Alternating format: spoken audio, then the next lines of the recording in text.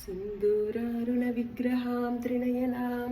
माणिक्यमौलिस्फुरत्तारानायकशेखरां स्मितमुखीम् आभीनवक्षोरुहां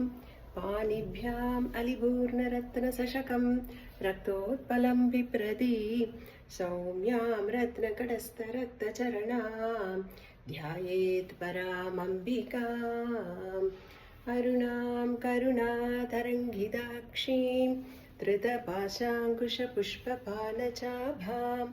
अनिमादिभिरावृतां मयूगैरहमिद्येव विभावये भवानी ध्यायेत् पद्मासनस्तां विकसितवदनां पद्मपत्रयदाक्षीं हेमाभां पीतवस्त्रां करकलिदलसध्येम पद्माम्बराङ्गीं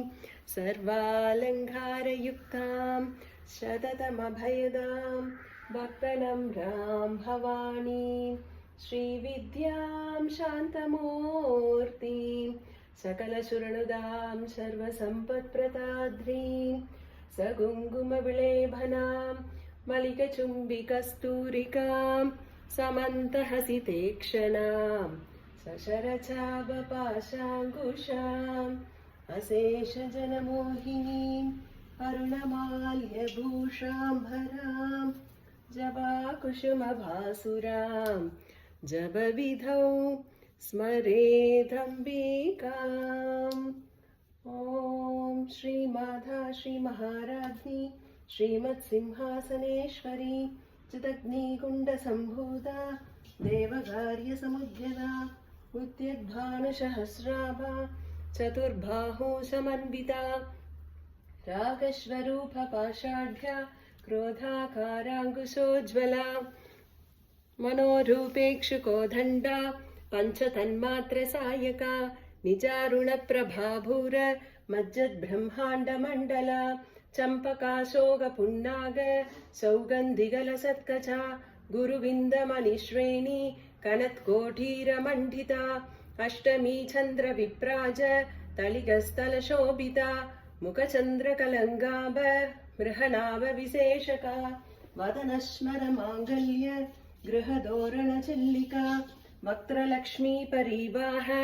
चलन्मीनाबलोचना नवचम्पकपुष्पाभ नासादण्डविराजिता ताराकान्तितिरस्कारी नासाभरणबासुरा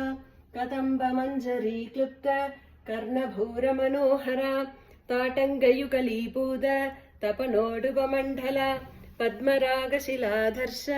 परिभाविकबोलभूः नवविद्रुमबिम्बश्री न्यक्कारीरदनच्छदा शुद्धविद्याङ्कुराकार द्विजपङ्क्तिद्वयोज्ज्वला माणिक्यमुकुटाकार जानुद्वयविराजिता इन्द्रकोपपरिक्षिब्ध स्मरधूनाभजङ्गिका कूडकुल्पा कूर्मपृष्ठ जयिष्णुप्रपदान्विता नखदीदिदि सञ्जन्न नमज्जनतमोगुणा पदत्वयप्रभाजाल पराकृतशरोरुहा सिज्ञानमणिमञ्जीर मण्डितश्रीपदाम्बुजा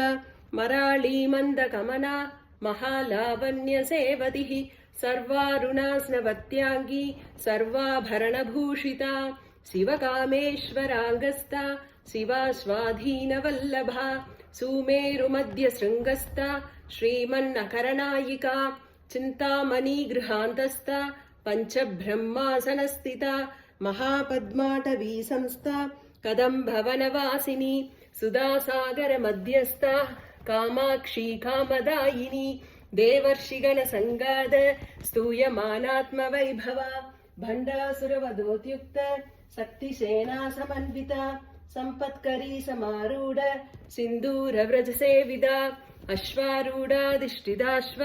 कोटिकोटिभिरावृता